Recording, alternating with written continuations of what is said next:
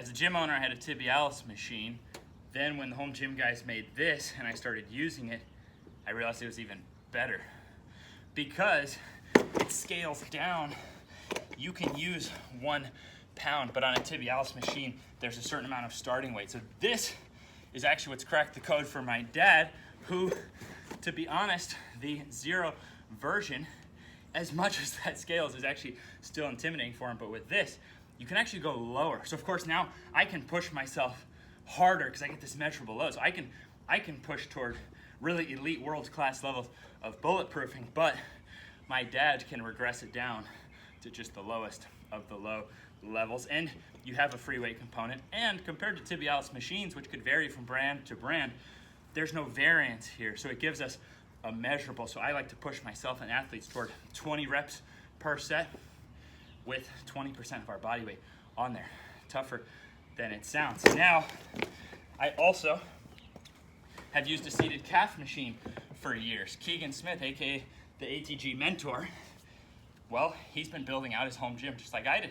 So prior to getting a seated calf machine, and for Keegan, he has actually had a major history of lower leg, shin, foot issues really his whole life. So he started doing this, thinking of it out of a rehab approach. Now let's look at this. For me using this compared to seated calf, the stretch actually feels a little bit better at the bottom. To be honest with you, if you try it, you'll see it's a little bit better feeling stretch. It's less jointy, perhaps something about that really good angle and really good grip on the board.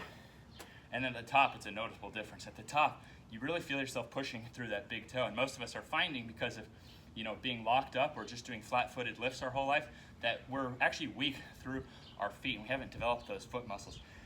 This is a total difference. If you want to experience it, try 50 reps. We're going to be using on Wednesdays as an option, instead of seated calf raise, 3 sets back and forth with our tibialis raise of 25 to 50 reps. Meaning, if you can't do 25, you do need to lighten it down. If you get 50, you probably should go heavier. If you're tapping out in the 26 to 49 range, that's probably a good weight. Notice I have a dumbbell here and a kettlebell. These are both very comfortable at 25% of my body weight. And doing that to 50 reps, I actually feel my soleus, the lower, deeper calf muscle that doesn't get talked about enough, that most athletes have actually never really trained or felt working. That guy, I feel beyond anything that I've ever done. And just like with our tibialis, this is actually easier than the lowest level of 0 KOT calf raise for the soleus. So it's very interesting that this allows me to get a measurable load, because on a seated calf machine, machines vary in difficulty depending on the brand. So this allows me to get a measurable load and really push myself as an athlete to that 25% per leg for 50 reps, which feels about as difficult as our other calf standards. So we're just using that as a starting point. But again, this is not altering what's worked for me with the seated calf.